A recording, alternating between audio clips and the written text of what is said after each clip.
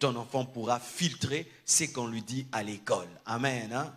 Et là, vraiment, sincèrement, je suis déçu. C'est que c'est le professeur qui a appris à ma fille comment ça fonctionne. Ce n'est pas moi. Et je n'ai même pas eu le courage de lui demander précisément qu'est-ce qu'on lui a dit.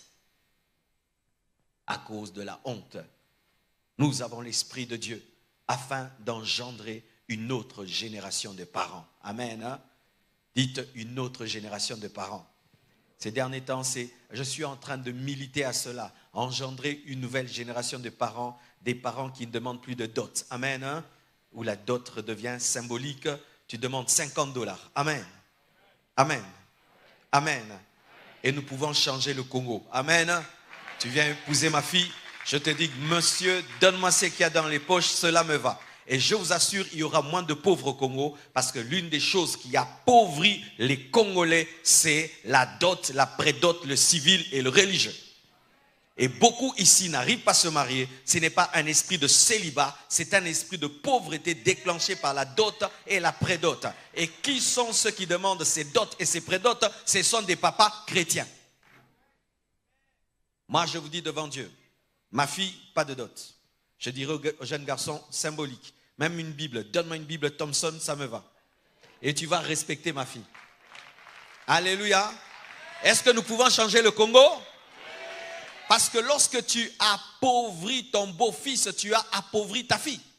Alors ce jeune garçon qui gagne $500 doit trouver $10,000 pour le civil, le religieux, le prédot et tout le reste. Et il a des dettes et il épouse ta fille avec des dettes. Et qui va payer les dettes? C'est ta fille.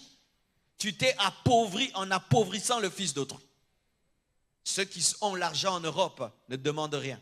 Ils sont plus intelligents que nous, mes frères. Ainsi, nous faisons des prédots à $1,000 et des dots de $3,000.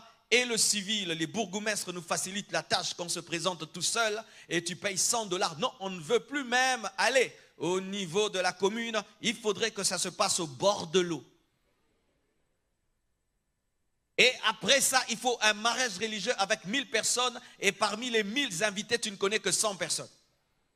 Et tu fais le mariage de l'année qui t'a coûté $20,000. Et après, tu n'as rien dans les poches. Et pire, dans les églises, vous faites des faire-part pour vous marier. Quelle honte que de se marier avec de faire-part. C'est pourquoi on ne respecte pas ta femme. Faites des mariages simples. Alléluia. Faites des mariages simples. Et n'invitez pas tout le monde. Ayez le courage de dire je ne t'invite pas. Je n'ai pas l'argent pour inviter toute l'église. J'invite 50 personnes. Alléluia.